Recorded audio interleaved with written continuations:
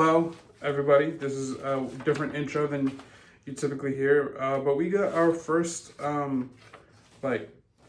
gifts. So this is from Mon Comics. So thank you, Mon, Brandon. He sent us this nice letter. I won't read it all, but I won't read any of it actually. Yeah, very nice though. Very nice. So let's go ahead and. This one's for me, which means... All right, kicking off the holidays. Should we open up at the same time? Thank you, Brandon. This is really nice. Why don't you go first? Okay, hang on a second. I have to, if I'm going to open something that has writing on it, I'm going to need it. All right, Merry Christmas, Mr. Longbox. Okay, let's check it out. Now, normally I'm a guy that tears open, wrapping, but in this case, of course, there's a comic book inside. Be careful.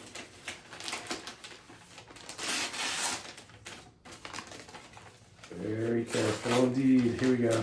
Okay. I have no idea what this is. Oh, look at that. That is so cool. Okay, look, it's Eclipso issue number, there you go. Eclipso issue number 1. Yeah.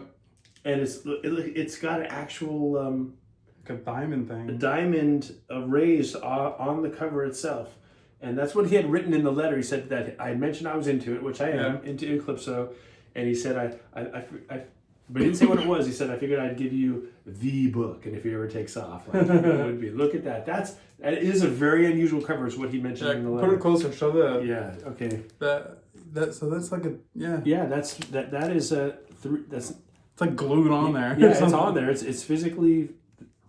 there, it's a presence. Show from the side. It's not just drawn. Yeah, you can see that's 3-dimensional. Yeah. Wow. Super. That cool. I did not know this book. I mean, I knew Eclipso existed, but I've not really ever had this book in my hands. So, because if I did, it would be in my collection. So, yeah. Brandon, thank you very much, man. That's awesome. I love it. Sweet.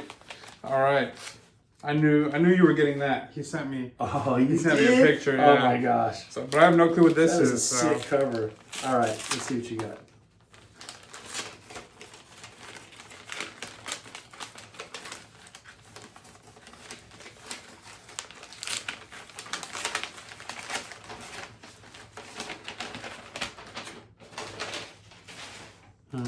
No, I'm feeling for any gemstones on that. Yeah, mine. I have the legit gemstone, man. It's gonna be hard to top. Let's see here.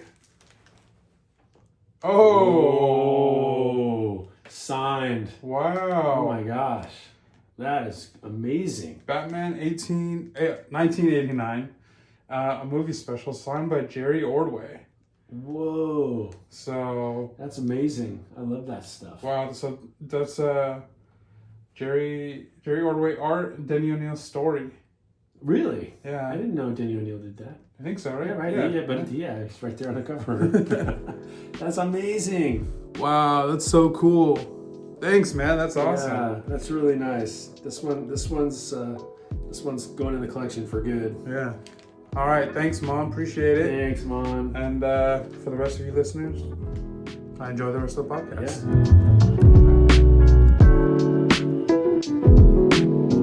Hello, everybody. Welcome to episode 23. Yep. Our Jordan episode. We just departed our Will Clark, by the way. I didn't mention that last time. He was number 22. Yep. I was number 22. That's the number I would have picked if I was good enough to play high school baseball, but I wasn't. 23. Jordan. Braun also wears 23, but... Yeah, whatever. Wait, does he wear 23? Yeah, he does. Well, he did. He did. Then he went to 6, and then I think he's back to 23. I think isn't he wearing something weird just now? He might have gone back to 6 actually. Some strange reason for the change. I don't know. I think he went back to 6. But I get the feeling we're going to start this podcast over. No, we're not. No, okay, yeah, he is wearing 23. Okay, but that's not his number. No, 6 is his number. Yeah, those are Braun's prime years right there. When he's wearing 6 in the Heat jersey. Whoo. Yeah, and that one meme where he's all intense. Yeah. I have to lower this a little because I'm looking at you, and I can't see you. Oh, There, that's nice. better. I'll just tilt it up. There we go. Nice. There you are. All right. So anyway, episode or issue 23. Yep. We should talk about goats. Oh no, we're not doing that. Nobody wants to hear us talk about Not sports, but comic goats. Okay, we should schedule a section of that, or maybe even just do it on the fly. Yeah, it's not on the fly because it's 23. Okay, I don't know. We'll see. that's kind of fun. All right, but we'll save some time at the end. We'll do that. Yeah. And then next week is our Kobe week, 24. I can see this. The podcast is now going to have a whole new like way of picking themes. And then the week after that is Miami Marlins Stanton week. And then nobody notable wears 26. And then 27 is New York Yankees Stanton week. Oh my gosh. Anyways, away from sports, back to comics. Hello, my name is Spro. And here with me is Mr. Longbox. Hey.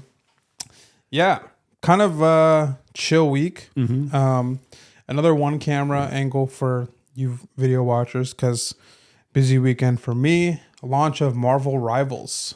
Yeah, I saw you streaming last night. Yeah, so back on the streaming grind. If you watch Twitch, if you have Twitch, yeah, you can watch me stream Marvel Rivals. Twitch.tv/I'mSpro. But because that game came out, it means I have a couple editing things on my plate this weekend. So I gotta I gotta shave off some time where I can. So the 3 camera angles is always gonna be the first to go. Yeah, okay, that's fair. But yeah, so not a lot of news this week either. There was one cool thing actually that I'm thinking about it. We'll talk about it when we get there because I would have to find the footage. Okay. But yeah, next week is Kraven the Hunter. So depending on your Schedule? final schedule. Look, you guys, if you're watching on YouTube, you can see I'm wearing like this. What do you call these things? Like a luau shirt or beach shirt or whatever. Yeah. I got a. It's a Tommy Bahama type of shirt. Yeah, Tommy Bahama. With a woody station wagon and a palm tree on the front. The back is big. A lot more stitching of palm trees and stuff like that. Why would I wear that today? Because today's recording. It's Friday. Friday of the last day of the fall semester. Yep. So now there's the next week of final exams, but for all intents and purposes, I'm done. I don't have to do any teaching next week. There's none of that. I don't. The students aren't done. They have like a lot ahead of them still. But for us, the professors, we just to give the finals and grade whatever comes in. But now it's just kind of tying up loose ends. So I'm kind of into Jimmy Buffett mode right now. Feeling like. What time is it here? What time is it right now? Like 4:30. Okay, I was about to say it's 5:00 actually here, Yeah. rather than just somewhere, but it's almost 5:00 here. So feeling the end of the semester vibes for sure. Yeah. I was talking with Mon Comics a little bit this week because we're doing a transaction, and he posted on his Instagram story a video of him at his work, and it was just white. Like just snow. Right. He's covered in snow. Is he in Indiana? Upstate New York. Oh, New York. Oh, wow. Yeah, upstate New York. Okay. And I mean, just stuff we never see. So I messaged him, and I think it was 70 degrees when I saw that. And so I just said, we live in 2 totally different worlds. Literally. It is 70 degrees and sunny outside. I actually sent him a picture of like the beautiful pink California sunset. And then he messaged me today. He took he went hunting, and he took a picture in the woods, and it was just covered in snow, just snowy woods. And he wouldn't trade that for what we have at all. I'm sure. I'm sure he looks forward to that season all year, and it's great. I don't live in that world. I'm not from that world. Yeah. I don't think about that at all. I like that it's warm. Yeah. He said he sent this picture of him, like just what he was looking at in the woods. And he said, I was hunting and, just sitting there, and he's like, and I just started to think about you and Bob and just how you guys we just live in the same country, but 2 totally different worlds. And I said, Yeah, it's actually 80 degrees today. So That is a little. I mean, it's not unprecedented. I have had, shorts and t-shirts Christmases here in Southern California. That's not new, but it's a little wild. Like I like it a little cold, Yeah. like at least for Christmas. yeah. It's funny you mentioned Mon though, because Mon's comics, because I watched his video that he popped up, I think today. But anyway, I watched it today because in it, the thumbnail was basically something about him liquidating his Fantastic Four collection, or a good piece of it, and deciding he's not going to try to fill that early run, and and talking about the reasons and getting on to something that he's more excited about doing, which is it's awesome. But here's the funny part. He had in his hand a box, and that box was half of the comics, FFs that he had found a new home for, and he mentioned that, and then he just went on, and I was like, man, I wonder that's a box. A lot, like, because I collect FF, and I'm like, man, that's a great box. I'd love to have a box like that. And then we're talking, guys, and it turns out you're one of the two people that he is found a new home with for these FFs. So Yep. I was jonesing to be one of those people, and it turns out it's you. You've become my rival. See, that's what happens when you become a dealer. Oh my god. That's actually gonna be part of my show and tell. See, I would have never. I can't keep up anymore. You're a dealer now. I would have never bought full runs of FF ever.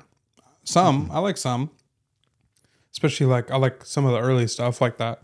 The Watcher one where he's like in the background looking over. 29, yeah. Yeah, I got that one from Mon. First Watcher cover. Yeah, It's a great cover. Some of like the sci-fi like space ones, like what is it, FF? What's the one where they're on the moon? Oh yeah, I don't remember the number. I don't remember the number. That one's cool.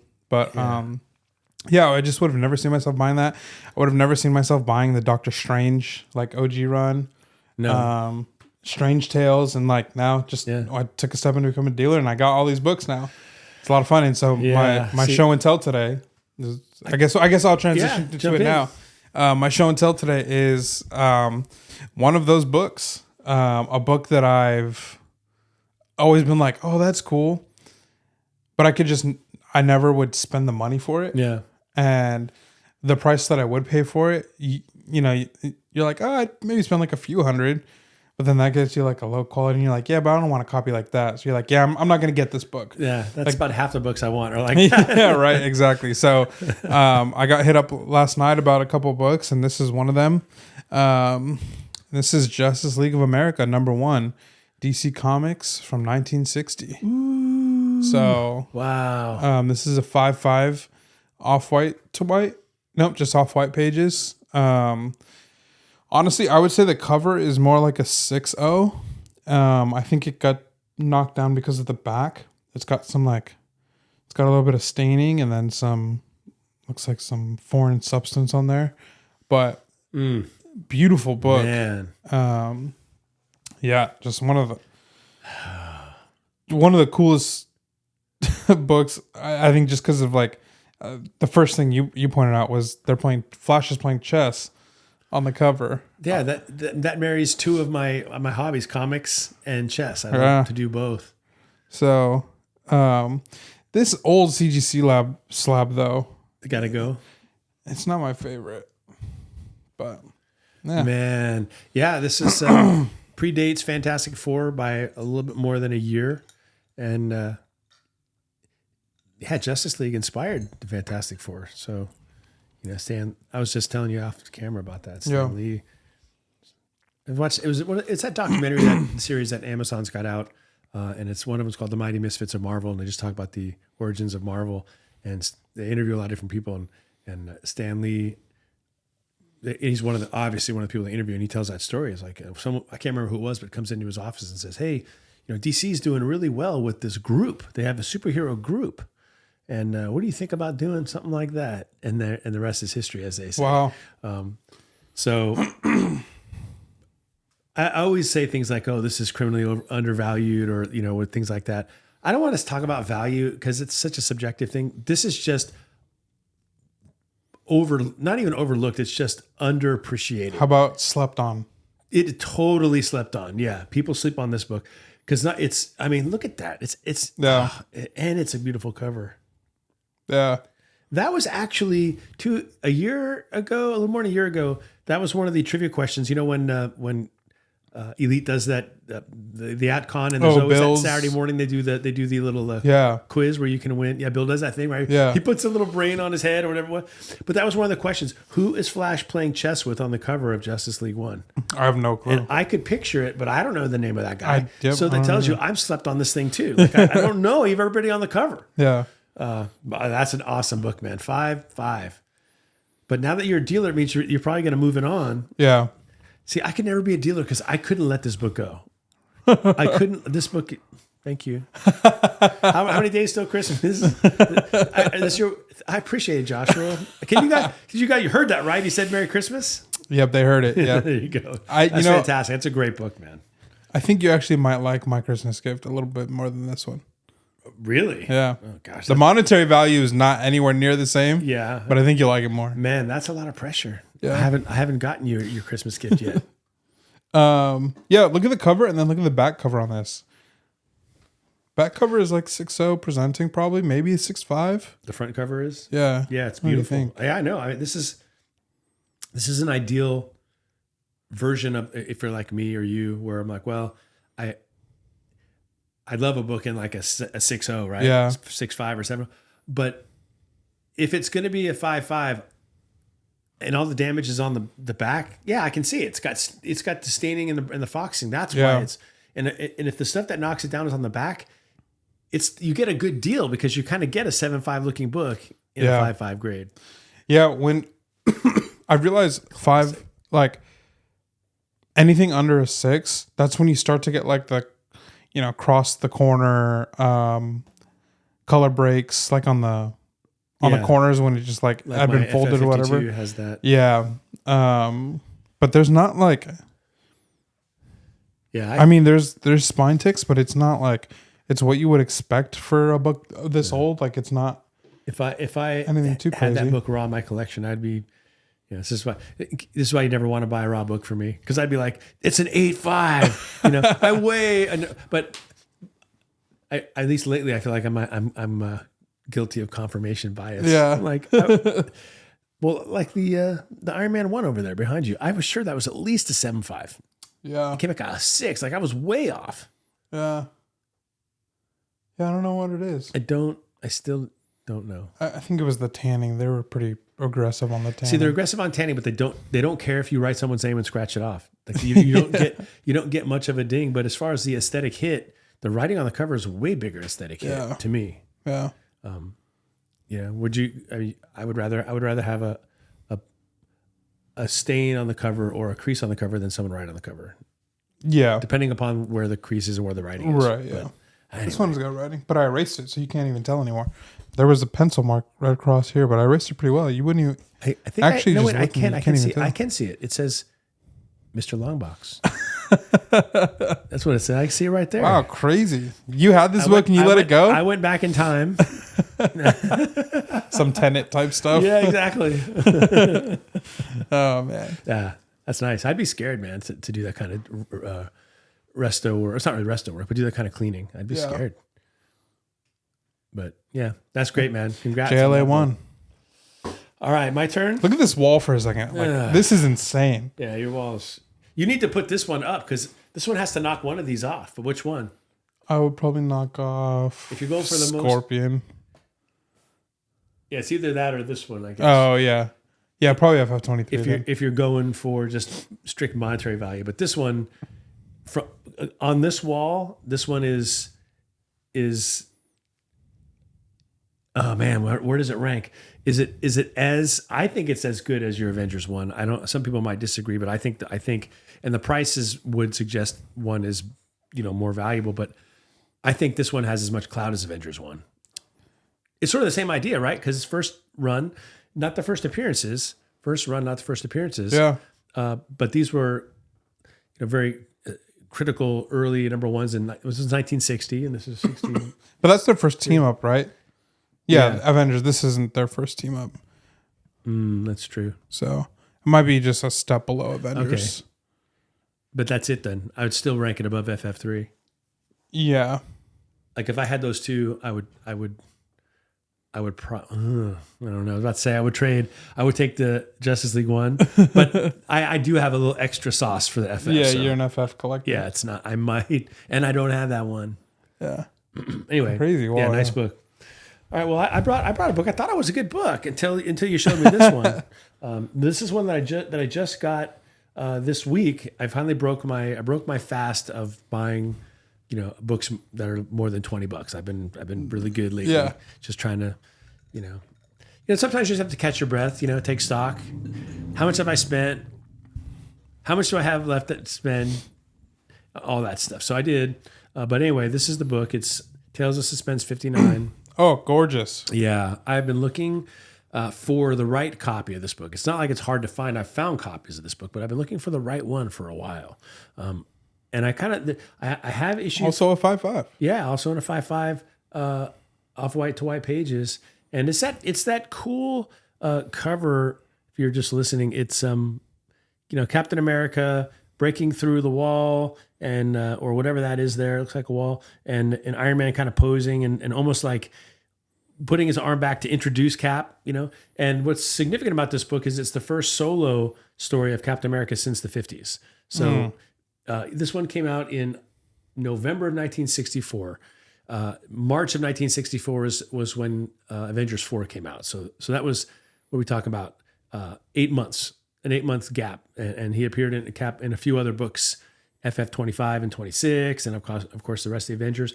But this is the first time where he actually has his own solo story, and this is also the first issue where Tales of Suspense goes from just singular stories featuring Iron Man to split stories, Iron Man and Captain America. So the trade dress changes. It used to just say Tales of Suspense and featuring Iron Man, and in issue 57, 58. Just before this one, Cap and Iron Man. It's that classic cover that I have that one in a 5.0 where they're just hauling off and wailing on each other. It's just like throwing haymakers. Yeah. It's just a cool Kirby cover. It's one of my favorites. Yeah. And I always thought of 58 and 59 is kind of a pair. And I got 58 at the same AdCon week that I was talking about where Bill had this thing as as one of the trivia questions. That same season, and I put a few offers in the last year or so on this book and not gotten it.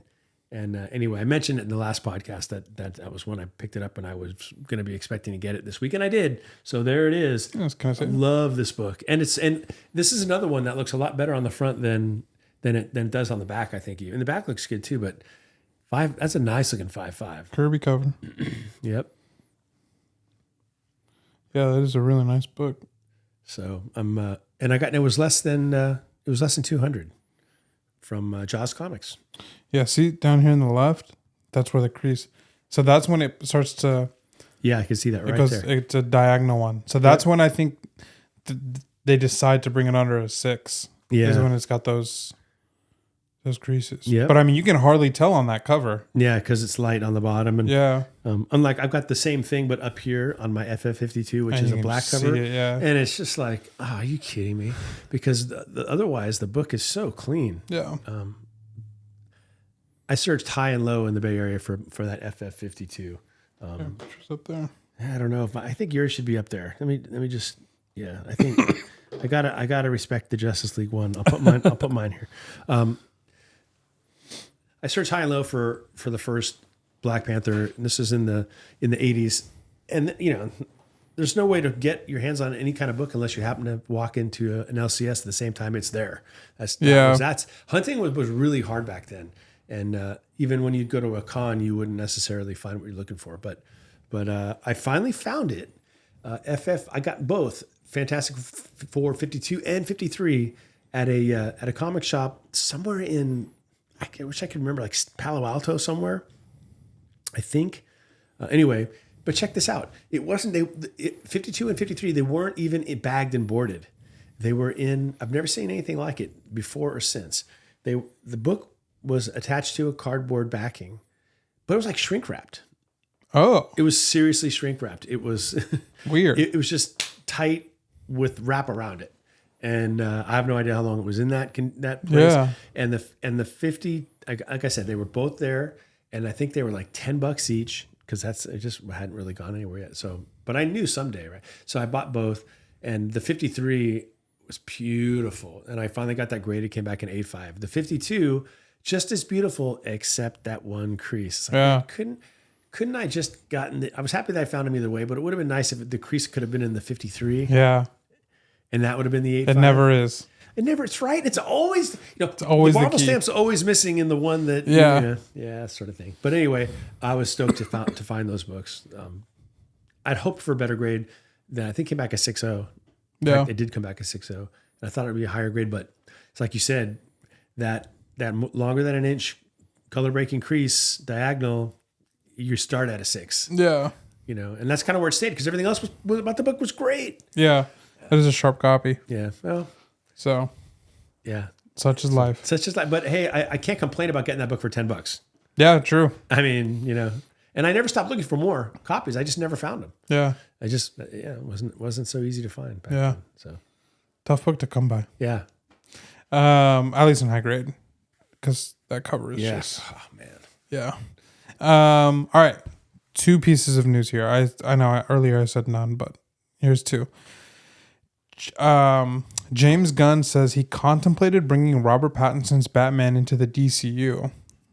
But the reasoning why he didn't is he said, I'm committed to both telling stories in the DCU and Elseworld stories. I want the freedom to tell Elseworld stories. So Robert Pattinson was almost our DCU Batman, which would have been very interesting. That would have been interesting. But I'm glad it's saying its own thing. Yeah, I think so. Yeah, just keep it separate, like you said, for the freedom of it all. But I would love to see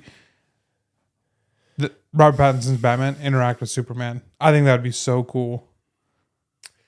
You don't think they will? No, I don't think they will. No. Well, that would be cool though. Yeah. Well, either way, you'll be happy if Pattinson's Batman. All right. So this, excuse me, I'm not going to show you the whole video, but some explorers in London discovered a Fantastic Four set underground. And people are speculating that it's going to be Subterranea, where Mole Man lives. So Wait. Okay. I'll post a link to this in the description so you guys can see.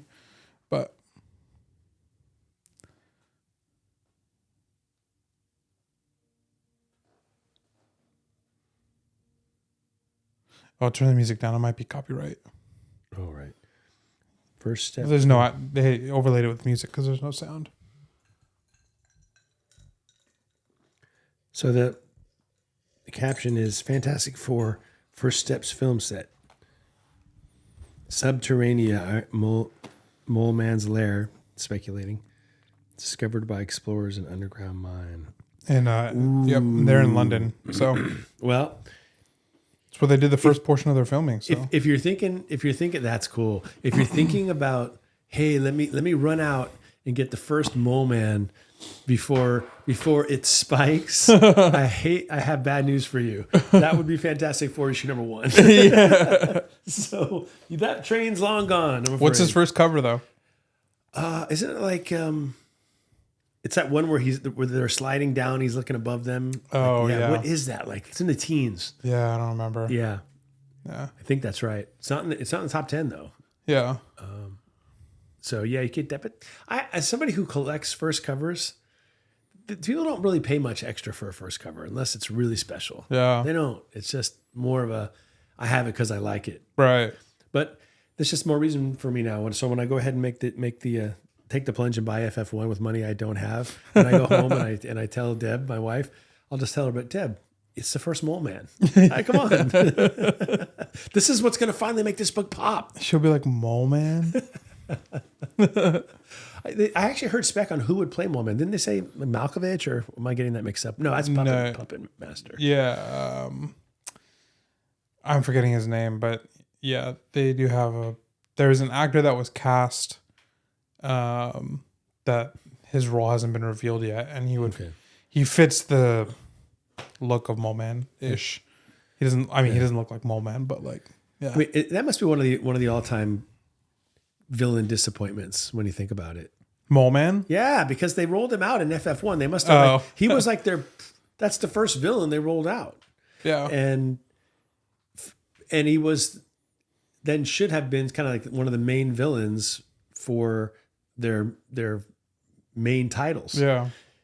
But what's like Mole Man? Like Yeah. If your name is Mole Man, you're not really going you're not far in getting life. very far. No, Mole Man, and he never really amounted to anything. Right. You know. Meanwhile, things like the Lizard did. I don't get it. Yeah. It'd be like that sometimes. All right, on to our main topic here. Talk about our best and worst specs. So Bob kind of teased on his a little bit already with his speculating of Black Panther. He wasn't successful in finding too many, but it was a good spec. Yeah, I did. Had some wins, and everybody loves to talk about their wins, right? Yep. We all love to talk about our wins and flex and strut and like a rooster. But let's be real. For every win that we have, the longer we're in the hobby, the more axiomatic this becomes. We have 100 more losses. A lot more losses. A lot more losses. Yep. And those we kind of sweep into the closet. You know, we don't sweep them under the bed. We're going to talk about them. We're going to come clean today. Yep. I'm gonna start. I'll reveal the first piece of my shame right here. It actually tells the suspense. No, I love this book. This was a deal. No, but I definitely had my stinkers, man. But this one maybe is the worst because not because it was like because it didn't go up. It didn't go up in value, but because I really should have known better. Like it was just so obvious. Yeah. But anyway, you'll know when I say it. I bought like 6 or 7 copies each of the run of Man of Steel by John Byrne. You know, because John Byrne had done the X-Men, and you know he was this hot artist, and he hadn't really done anything to my knowledge back then for DC. And it's Superman, and he's gonna reboot Superman and the whole thing. So, and it was making the newspaper news. Like they were talking about this on Channel 7 at 6 p.m. You know, Superman, and I'm like, yeah, comics are going mainstream, and this is I don't know how much money I had to spend at the time, but whatever I had, I spent it. What year is this? 85. I was still in high school, so like 85, 86, something like that. And I bought mad copies of it because and they're like 50 cents each, but basically the most of my new comic budget went to getting as many mint copies as I could. And why should I have known better? Because it's simple economics. It's just supply and demand. I mean, it was so telegraphed. People were so excited about it. They printed a gazillion copies and collectors bought a gazillion copies. Yeah. And they all put them in the same thing I did. And they put them in Mylar or polypropylene bags and they sat around. And so now I couldn't get, well, it doesn't matter anymore because I don't own a single one of them anymore. Nice. I dumped them as part of at a garage sale in a box. But the funny thing is, I think about it, I paid 50 cents for each of them. I couldn't get 50 cents for any one of them. There's nothing, to my knowledge, even today, that is noteworthy about any one of those books. There's not a single. Now, if I'm wrong, tell me in the comments. Just because that'll make me feel even worse. Now it's a really bad beat because not only was it a complete failed spec, but it's a double fail because I got rid of it for nothing and then it finally did go up. I didn't even save one of them. So maybe scratch that. If you know that there's something key about any of those Man of Steel books, don't tell me. Don't put it in the comments. It's a bad enough beat already, but I don't think that's going to be true. And but the irony is, I probably essentially paid to store them and haul them around for 25, 30 years. I paid for it. I got less back than I paid. So I just got I brought these comics into my home and they charged me rent to have them. So yeah, that was brutal. It's just, you know, and every time I would go through my collection, I'd have to face the shame of it because I'd go, oh, Man of Steel 1, Man of Steel 1. Look, another 3 Man of Steel 1s. And So yeah. Oops. Brutal. Yeah, I got. Yeah, that was bad. Yeah, my worst spec. I mean, there's still a lot out there because I'm still holding some spec books. So Right. we'll see. But spec books that I think have probably come and gone that I've spec'd on. The worst one, the biggest one is definitely Young Avengers 1. That book is worth about half what I paid. I have 3 copies. I think I have 298s and 196. One of them I got raw, so I got a good deal. So I'll probably make a little bit of money on that one. Right. But the first copy I bought, I 98 for $500. And that it was coming down from its 2021 peak, which was 1,000. Well, so you escaped a little bit, Yeah. but So I took it at a 50% discount from what it had peaked. So I'm not doing as bad as somebody who bought it for $1,000 in 2021. right. But I was like, man, 50% discount. I mean, that's pretty good. Like, and then it's gone down another 50% from what I bought it at, down to you could probably pick it up for about $200 now. In a 9.8. Yeah. So for something like that, now with my Man of Steel books, there's no decision to be made. They were really worth the paper they were printed on. But your book has value. You could sell yours. Yeah. What's your perspective on something like that? Because everybody's varies, and it varies from book to book too, because it's emotional. But when you've taken a financial loss on a book like that, do you say I'm going to hold it and hope the money comes back, or do you say I'm just going to sell it and get that money and put it in something that maybe is moving the right direction, or what? What do you think? Yeah, I mean, I'm not in a rush to sell it, like, because I don't need to. So I can like hold out still. Like,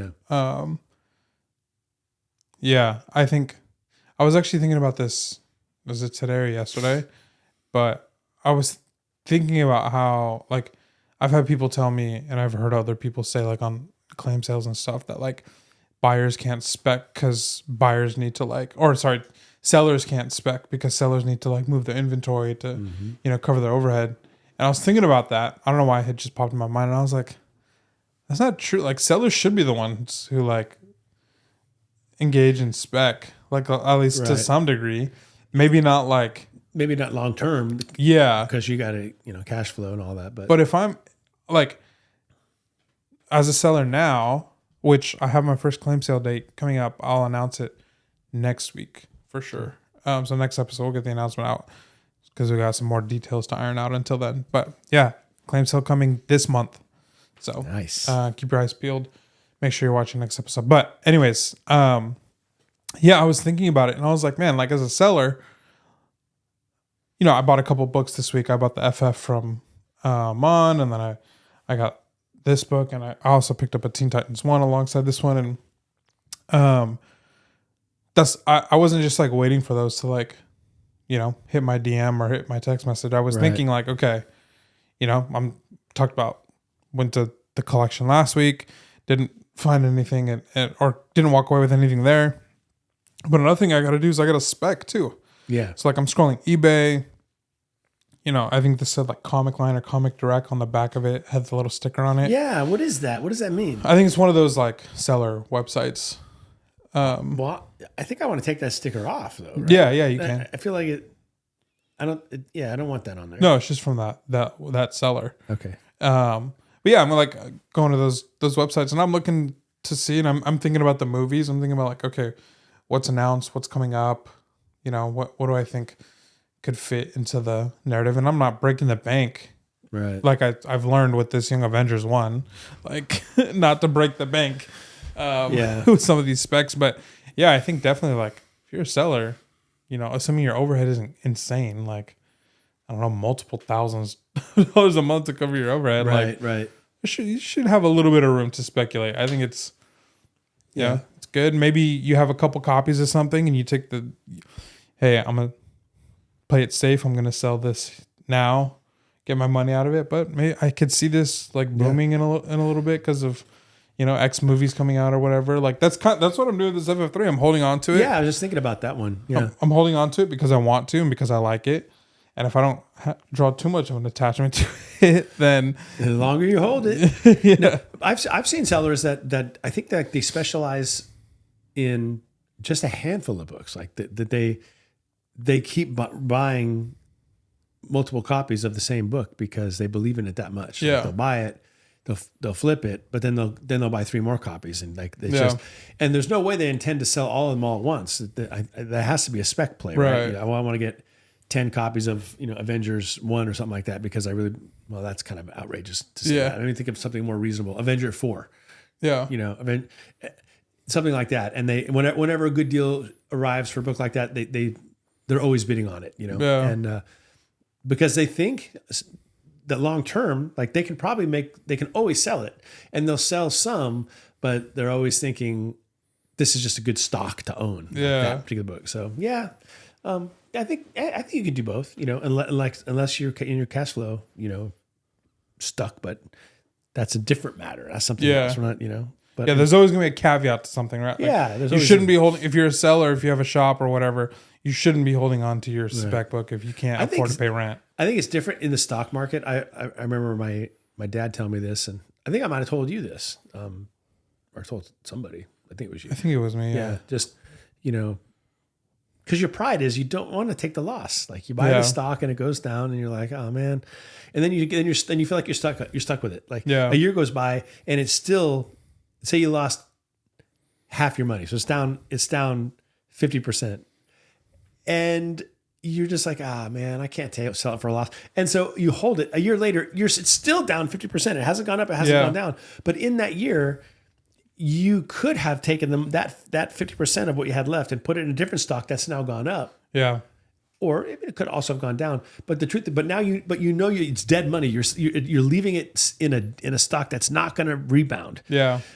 But you're hoping against hope that it will, because you're being held prisoner by your pride. Yeah. And we're all guilty of it. I'm guilty of it. It's like, it's emotional, right? It's on that side. You don't want to take the loss. And then what about the other side when you buy a stock or a comic book and it's going up? Yeah. Do you kind of FOMO into holding it thinking, well, I don't want to sell it on the way up because I got to time it just right. I got to sell it right at the point where, which you can never get that right anyway. Do you just take your money when you get it? You might be more you will be more willing to do that because more opportunities will come. Yeah, I think the trailers, that's the safe money. And then you roll the dice on whether or not the movie's going to be good. Because if the movie sucks, then the book will tank. But if the movie's good, then the movie will boom. Yeah. So, I think that's why sellers most of the time sell a trailer, because it's the safe money. But going back to what your dad said, that's essentially what I did with the Young Avengers. I have 2 or 3 copies. I kept 1 copy here on my PC, and all the other copies that I have, I moved to the office. So I'm getting rid and getting my money back on most of them. Yep. But I'm holding on to it because of stories like you that I've heard, where it's like you sold the whole thing, and you're like, I should not have done that. Yeah. Like I should have. It's like insurance. Just if you have multiples. Yeah. Hang on to at least one for yourself. Yeah. So that's what I'm doing. Yeah. So. That's good. I think I can think another. I have so many examples of poor specs that are very similar to the Man of Steel. I did the same thing with the Art Simonson Millennials run. Art Simonson Avengers run. I think I've mentioned that here before about that failed. And I was thinking of that DC run that's called Millennials that came out in the late 80s, and I bought tons of those. I think it was George Perez art. It was pretty. It was a nice looking book. Yeah. But everybody bought 1 million copies. Okay, so what? So you're saying Man of Steel? That's your worst? I think, yeah. What's your oldest spec? Like, what's the book you first ever spec'd on? Oh, probably Fantastic Four 200. What covers that?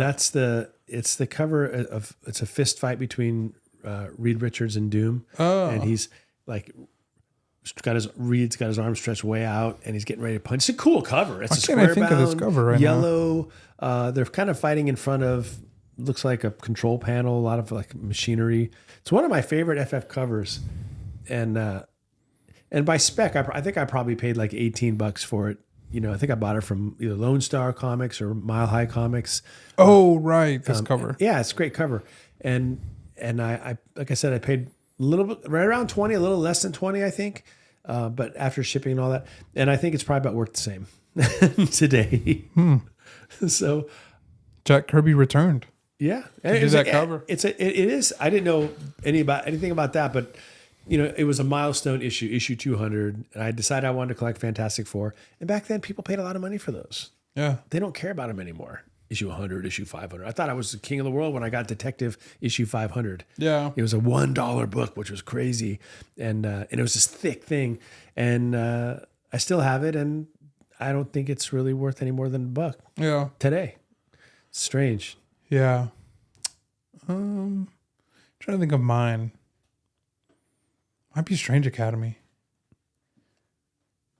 That's not a bad one though. which is still holding out. Yeah, because that's really just a green light away from being much bigger than it Yeah. already is, and it's a good story. Yeah. I don't have a 9.8. I have a 9.4 because I bought the copy raw. I thought it was pretty good. Thought I was going to get a 9.8, maybe a 9.6, but got a 9.4. I have another early spec, and it was a newsstand spec, and I don't remember the issue number, but it's interestingly enough, it was a Justice League of America issue 236 or something like that. It was the everybody remembers DC Comics Presents 26, where you have the little thing on the side where it gives you inside preview of the new Teen. This is thematic today because did you show Teen Titans? No, you didn't. No, okay. I didn't. Anyway, I mean, I can. yeah, it's funny that I'm mentioning the new Teen Titans because this is the other book that you bought along with. No. Teen Titans 1, 8.5 white pagers for you audio listeners. Oh my goodness, 8.5 white pager. So my Justice League that I spec'd on 230 something or 263, I don't remember, but it was on the side. The DC Comics Presents was the first appearance of the New Teen Titans. The Justice League was the big preview for that one was the All-Star Squadron. Go ahead and laugh it up. And then that led to a whole nother spec, which was I spec'd on the All-Star Squadron like mad because I thought it was the next coming of the New Teen Titans, which was hot. Yeah. I was brand new. I didn't understand that lightning doesn't strike the same place twice. It just doesn't. Yeah. It doesn't do it. There are exceptions. There are things that came out. I didn't think, like I said last week, Spider-Man 300 was ever going to have any value because 1 million copies were printed, but I didn't know it was going to also be the first Venom. So, you just never really know. But that was another failed spec for sure. and the funny thing is they all went in this long box that I got rid of. Yeah. That was the last of the long boxes that I owned, and the whole long box, $50. Get it out of here. All my extra Avengers, Dazzlers, Teen Titans or New Teen Titans, Justice Leagues, Man of Steel, the Supermans, all of it. Just go. And unfortunately, in the middle of all that, a mint copy of Nova 1. Do you wish you could bring back those Dazzlers and we already know your Nova, but Yeah, but you know what? How should I say this? Losing the Nova 1 was worth it to get rid of the rest of the stuff. sure. You know what I mean? Like there's something to be said about, sloughing off the stuff you've been carrying around and feeling somehow a burden to keep because I spec'd on it and I've got to somehow get my money out of it. It took me 25 years to finally say, look, I just got to dump it. Like accept the facts. Like these books are, they are what they are. Yeah. And so somebody else's garage sale dreams came true. They came to a garage sale. They found some schmuck like me who's stupid enough to sell a whole long box of comics for $50. Yeah. But I don't feel like it was stupid because I knew what was in there for the most part. And I was ready to get rid of it. Yeah. Now I didn't get rid of this other 7 short boxes I had. Sure. I kept those. So, yeah. But yeah, little did I know that 10 years later I would have way, way more comics than I ever had. Do you have, was Dazzler 1 in there or was it just the rest of the run? Just the rest of the run. I kept all the Dazzler ones. But I feel bad about that because Dazzler got hot for a while. Well, I don't feel bad about it, but I just went and reacquired Dazzler 2. I kept Dazzler 1, Dazzler 2, but I went and reacquired 3, 4, 5, 6, 7. I think most of them up to 10. Those covers are actually pretty cool. They're cool the Doom covers. Yeah, those are sweet. And just for nostalgia too, because those books take me back. Yeah, big time. Yeah. But yeah, for as far as investment goes, I could have picked better. All right, put a little bit of bandage on the wound. What's your best spec? Wow, my best spec is probably the McFarlane Spider-Man run that I've talked about before. Maybe I should talk about something different because they've all heard that story. I bought a bunch of those and then I traded them for a lot of cool For the Golden Age, yeah. Silver Age stuff. And then the Golden Age stuff I got from a trade for, I'll tell you this one. I spec'd on a book that went up and then it's come back down. And it was perfect. I bought in, I sold high or traded high and I got a good deal. What I spec'd on was a series that came out in the late 80s called The Nom. And it was all true stories. That's what was unique about it. They were true stories written by Vietnam vets, or at least inspired by stories from Vietnam vets about what it was like in Vietnam. And my dad is a Vietnam vet, and so that was some family interest to me. But that wasn't really why I did it. I did it because I just had a hunch. I just thought, well, it's been a long time since we had any kind of real war story issue, just it's interesting. And I bought a bunch of them. I bought a bunch, like kind of the same thing, 6, 7, 8 of them. And they got hot. Like they spiked up to like issue 1 was selling for $40. And anyway, I took a bunch of them to a convention and I traded them for that. That's what I traded for the Superman 67. It was the Spider-Mans I traded for Silver Age stuff. So that was actually turned out really well. I traded, what did I trade? I traded those, the Noms, and I had bought a few copies of all the long shots, that 6-issue miniseries, Arthur Adams. Really cool. I kind of wish I hadn't because those are cool, really beautiful. You just got one back, right? I did get issue 1 newsstand. I did. Yeah. So I kind of recovered from that, but yeah, that was a really good deal. Not so much for the money. I think, well, money-wise, it was a good deal because I got a Golden Age Superman in really good condition. I just got it back from CGC. It was a 6.0, white pager, white cover with Perry Como and Lois Lane. I love that book. And it's, sentimental and everything else. But the Noms, now you can get Nom issue 1 for less than $20. Yeah. It had a moment and then it just kind of fizzled out. Yeah. So, and I still have I had so many of those. I still have 2 or 3 copies of the whole run. I mean, not the whole run that I had put together. Yeah. So maybe someday I can ride the roller coaster up again. You never know, right? That'd be crazy. That'd be cool. Yeah. So that was probably my best newsstand, buying comics for cover price spec. Give me a minute. I'll think about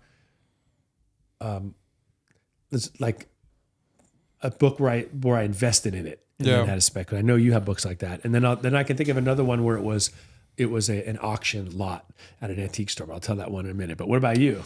I think I have the most recent one, and the one that's coming to my mind right now is my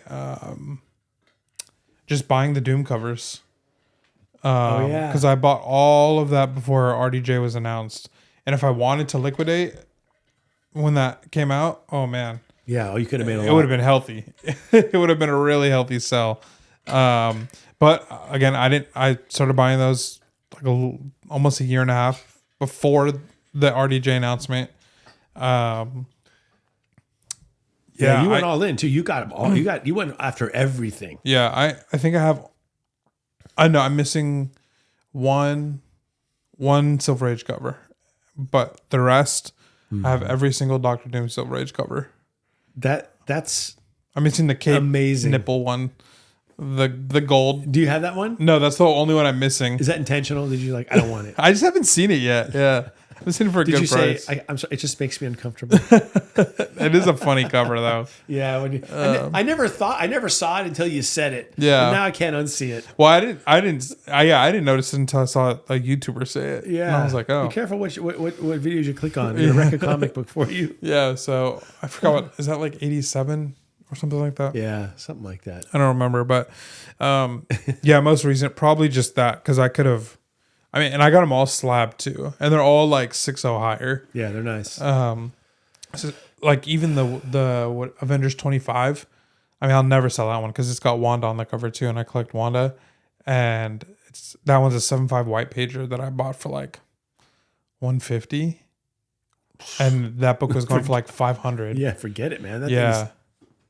So that honestly, that wasn't even I mean, I don't know if you could categorize that as a spec, but that was just like I guess something that I loved that turned into a. Sometimes it works out that way, though. Yeah, I mean, I think there was like you wouldn't have spent those books weren't. They weren't. You got great deals, and in retrospect, amazing. But it wasn't like they were cheap, all of them. So you could call that a spec. I mean, you're investing money. If you wouldn't have invest that money just because you like the books, like you had to think they were. You always talked about how great Doom was. How Doom is like the premier Marvel villain. Was. So I think it's fair. Call it a spec. Yeah. You could take a victory lap on that. Totally. I'm just saying, like I guess I never bought them with the intention of like I'm gonna sell these later. I'm going to spec on this. Sorry, let me rewind that. I never bought those with the intention to sell later. Like, I guess that's why I'm not calling it a spec. Because I bought those because I collect what you love. Like, I actually really like those. I just thought of my best investment spec. Or what is it? It was. I mean, so it's obvious when it popped into my head. Jungle Action 6. Oh yeah, I bought that book on eBay. I don't remember the year, but I remember the price and I remember the grade. It was a 9.8 and it was $125 is what I paid for it. And that was the first slab book that I ever bought and the only one for a long time. I was the highest graded. I didn't know anything about CGC census, nothing. I just thought, wow, 9.8 is the highest you're going to find. And I didn't get it because it was the first Killmonger. I got it because it was the first non-reprint solo story for the Black Panther, and I was a big Black Panther collector. Mm-hmm. Yes, I know there's a Jungle Action 5, and that's where Black Panther debuts, but that's a reprint of Avengers 52, I think, 52, something like that. It's 52. It's a reprint of Avengers 52. Jungle Action 6 is Black Panther's first original solo story in his own title. And so that's why I bought it. It just happened to be first Killmonger, which, so what? Who cares? Yeah. Until Michael B. Jordan was Killmonger. And I sold that thing, like you said, I sold it before the movie came out. And the reason, so it wasn't right at the time when the trailer dropped, but it was later. I wasn't sure what they were going to do with it, but I thought, man, if they kill Killmonger, if he dies, the book had hyped up so high especially in 9.8. If they kill him, then it's going to go back down because it's the first appearance of the character, but he's gone. That was my thinking, but also my thinking was it was summertime and it was either. My wife was talking about getting another, like a summer job. And, it's just one of those things where she's like, yeah, I can, I don't know. Now I'm not taking the kids to school every day and running around with volleyball and everything else. I want to help, we didn't have that much money back then. And she's thinking, hey, I'm going to get a job and help like contribute to and all this kind of thing. Cause her job was the girls. And I was at a men's retreat that week. And I already just felt like men's retreat at my church, if you're wondering what that means. Yeah. Like, what's a men's retreat? What is that? It's just, so I now had two reasons to sell it. And the third reason is I love surprising my wife. I love, it's so much more fun to do something nice for somebody when they don't expect it, right? Yeah. And so I remember asking her, well, how much, like, if you worked for 3 months, the whole summer, if you gave up your summer, Yeah. like that, right? Like, you literally, and you go to work while the rest of us, because I was freelance for a lot of what I did back then. While I take the girls to the pool, but you're at work. Yeah. You're going to be miserable about that. But I didn't say that. I just said, Yeah. how much money do you think if you worked 25, 30 hours a week, how much would you make? Really kind of what it came down to is, probably like $1,000 a month, maybe 3,000, Yeah. which is right about what I knew I could sell this book Yeah. for. So and then there I was at this men's retreat at church, and they're talking about like responsive men's, what the husband should take care of his family, Yeah. And I'm like, I just listed it and sold it like almost right away. I put a buy it now price, and it was gone. And for about 30, I think 3,300 was the price, or something a lot like that. Maybe 38. I 38, feel like yeah. we looked it up. Yeah, and that you can look up the sale. It was the cheapest one you'll find from that period, because I was the first one. The next guy sold it for like 5,000. He had sold a different copy of it, but didn't matter. I saved my wife's summer, which meant I saved my family's summer. Yeah. So it's totally worth it. Like, but what a victory spec though, from $125 to 30 whatever it was, and after eBay took its chunk, which it takes, I had more than $3,000 left, and I remember just texting Deb from the conference, just saying, "Hey, I just sold this book. Don't worry about getting a job this summer." And I felt pretty good about that. Yeah, that's cool. So yeah, so it was a double win for me on that one. I think I remember we looked up, we were like looking up the sales, and we found yours, and then we saw the one, because I think it was like a month or two after yours. It was like 5,000. Yep. And you were like, "Oh man, it's easy." You're like, "If I wait a little bit more," and then what I told you was, I was like, "No," I was like, "You probably made more on your book than that guy did on his." You're absolutely right. Yeah, he may have paid 1,000 for his. Yeah, I knew you weren't serious when you said that. No, but that was not. But you're right. So that was the absolute win of all wins. Yeah, I would have to say, I don't think I've really. I mean, a lot of the stuff I feel like I'm still sitting on, like Black Panther. Like, I think that's a book that's gonna go back. Yeah. These are all from the collection.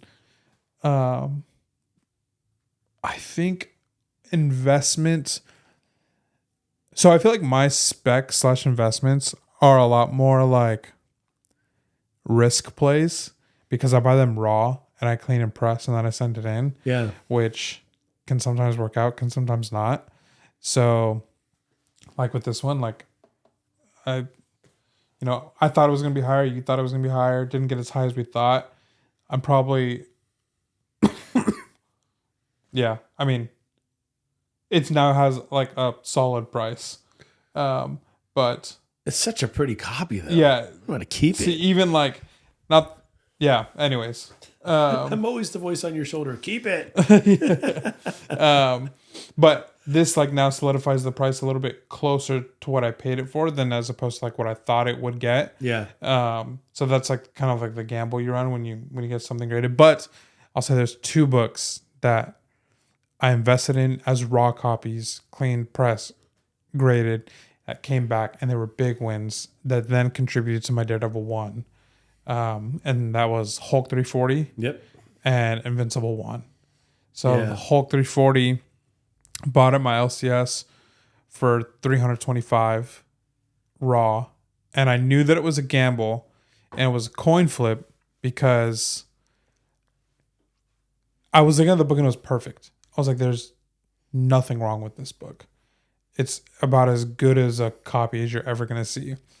But, CGC, they're a lot more technical. Like the tanning stuff, I wasn't thinking about tanning with this. Right. And now I know, and I've learned, and I like, that now it changes the way that I see older stuff. But, we always say like, man, dude's in a fight with his girlfriend and he's got to grade your books or whatever. Or like, Like he missed his lunch, right? Somebody ate his sandwich out of the, like Ross from Friends. Someone ate his turkey sandwich out the fridge, and now he's mad. Look, the next time I send a box to CGC, I'm going to put like a thank you note with like a little, with, you know those mints they put on your bed when you're at a hotel? The chocolate. I'm going to put a couple of chocolate mints in there.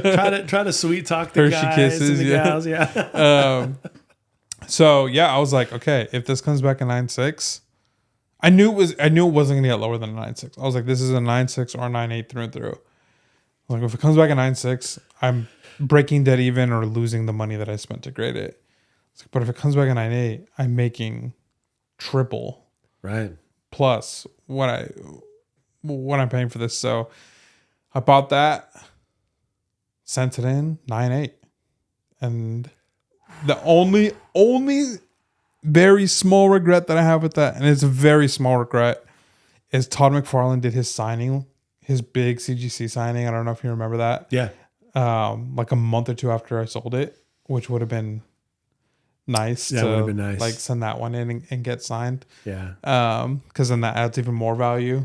I really like getting books signed. I didn't think I would, but I really like it. Yeah. You know, it just like your Punisher book, you know, that has the actor's signatures. Oh, plus, yeah, you know, just things like where you take a book that you like, and then you get the artist or whatever to sign it, artist, actor, writer, and suddenly it feels like a one of one, even if it's not, like, but it is, because you have an experience tied to it. You know, Yeah. not depending, but like books that I was just recently going through. I have the box of books that have signatures, and you know, not all of them, but many of them are books that I actually was there when the artist signed them. So like, there's an experience tied to it. But even the ones that aren't, there's still some kind of a story there. You know, like I bought 5 copies of Catwoman 5, which is that really cool cover where she's like doing this, and it's a black and white, and she's got the mask. It's all these Easter eggs on it, Art Germ cover. And then I sent the best one in. We both sent books to Art Germ, and it came back. And so there's a story, right? So I love it, man. I love the signature stuff. I think that would have been amazing. Where would you have wanted him to sign it?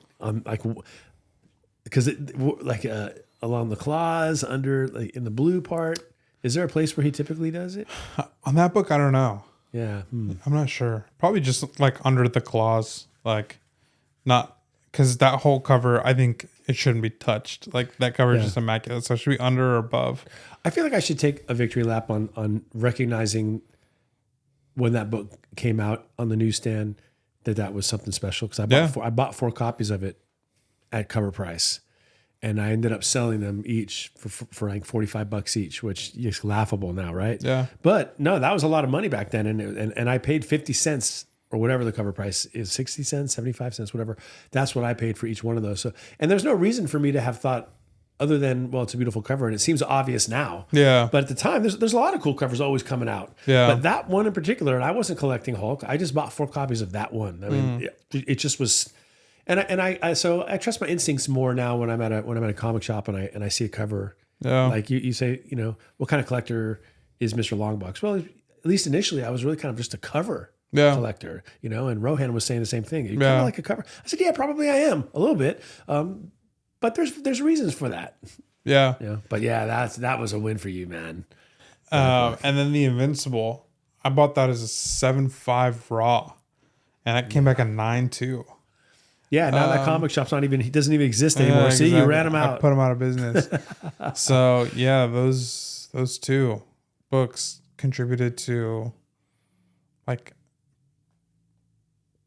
more than half of Daredevil 1, and I only put in like $400. If you had gotten anything other than Daredevil 1, would you regret selling the Invincible?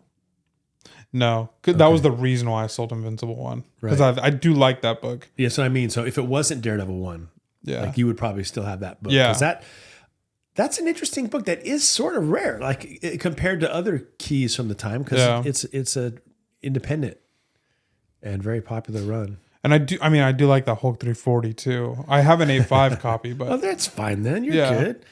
Like I said, 8.5 and above, you have to squint to see. You should have to squint to see any defects. Yeah. 8.0, you start to see ticks, bigger ticks. 8.5 was actually the copy that came in the that collection I got, the first collection I ever bought. That was in there. So, that was fun. I came over to your place, and that was back when you and Darren were in the apartment. Yeah. And the whole living room was just strewn with comics, just strewn, not strewn. They were stacked. Yeah. But it was like, oh man, this is going to be cool. Yeah, This it was is gonna be fun. None of them were bagged and boarded.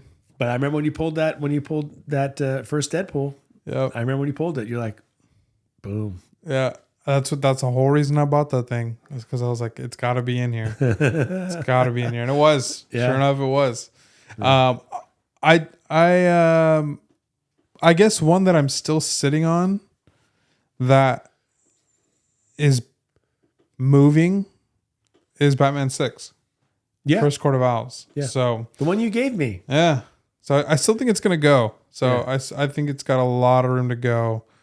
Yeah, don't sleep on Court of Owls. Yeah, I'm with you on that. All right, the last successful spec. See, in the end, it was, now you guys know it was all pretext. We'll throw a couple of bones out to you. We'll tell you a few of our bad beats, but then we're really going to talk about our victories because we're right there, right?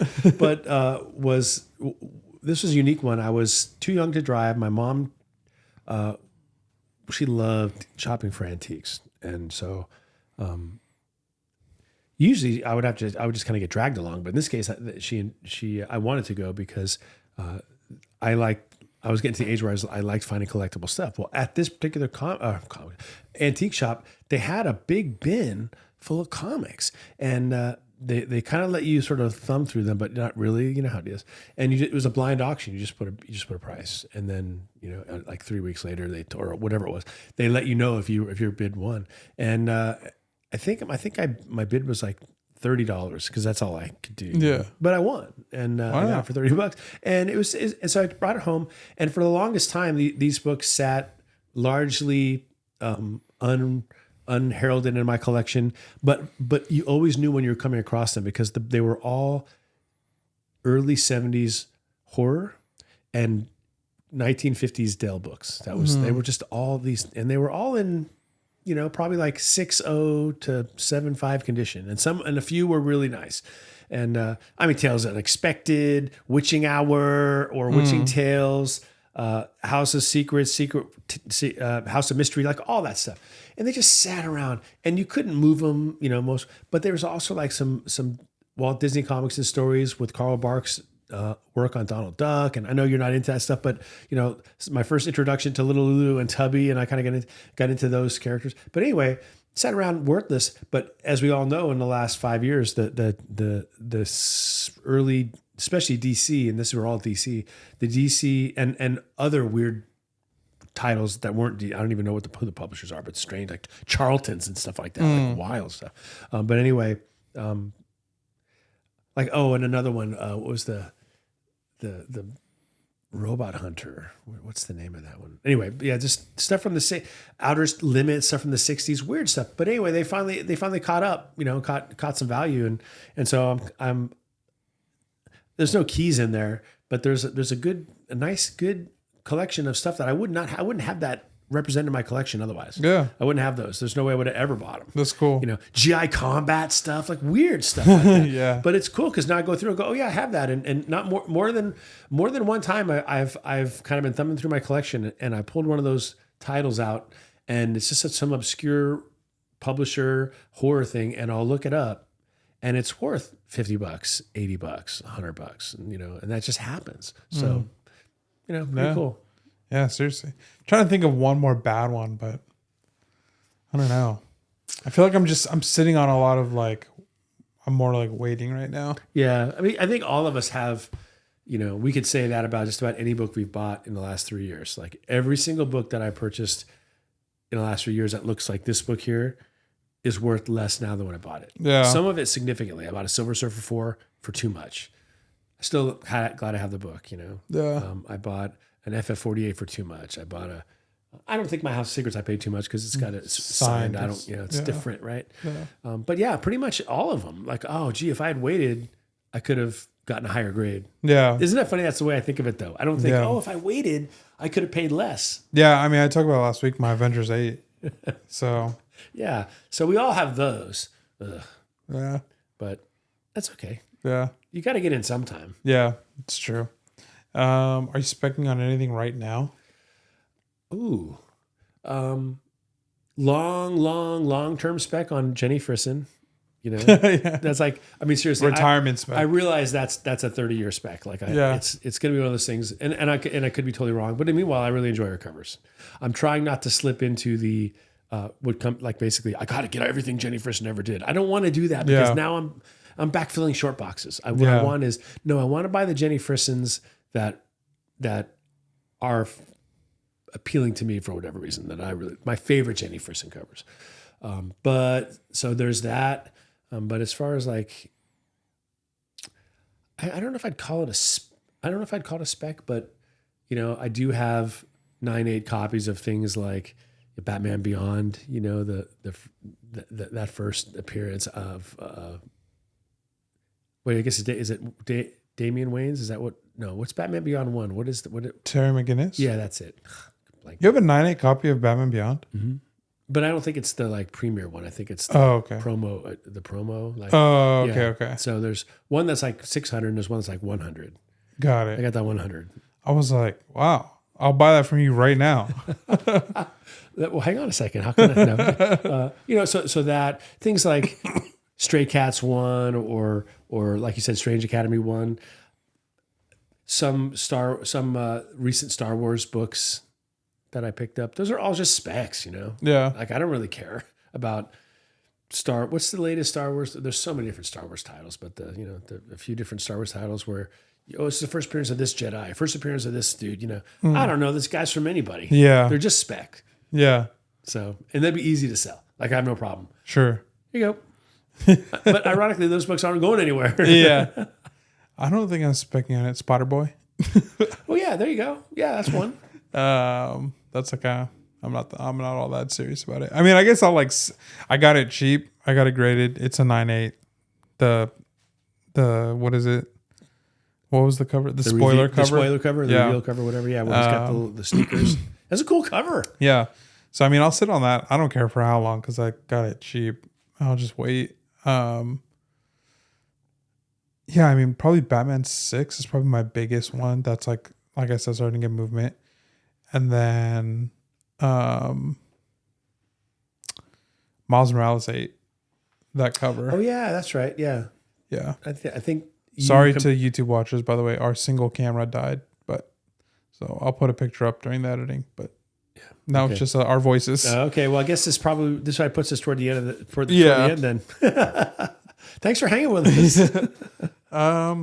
Yeah, Miles Morales 8. That's a cool cover. I can't think of anything big though that I'm like. I mean, Black Panther. Like, I think that book is criminally undervalued now. Yeah, that is. I got 2 copies. That you need to definitely got to keep one. Yeah, that's one. That one is. I agree with you on that. I don't have anything. You know, because for it to truly be spec, I have to admit that I bought it only to sell, and that's only some of those ones I mentioned, like that I don't have an attachment to. Yeah. But when I talk about like a really key Silver Age, I'm not really intending to sell it, but it doesn't mean I can't spec on it because I feel like I feel vindicated when it goes up in value. Yeah, Miles Morales 8, Batman 6, and Black Panther are the only books that I have like multiple copies of. Mm-hmm. And I guess FF 49 as well, but yeah. Yeah, well, I hope you're right because I have some of those books too. Yeah. All right. We'll call it the shortest episode in a very long time. It's an hour and 15 minutes. Well, our viewers and listeners will be shocked. Yeah, they will. They might be delighted or they might be disappointed. They might be disappointed, yeah. Don't tell us if you're happy. But we hope you're happy. No, we hope you're not happy. We hope that you want 7 hours. Yeah, come on, long form. Yeah. Next week is Mr. Longbox's last day of school.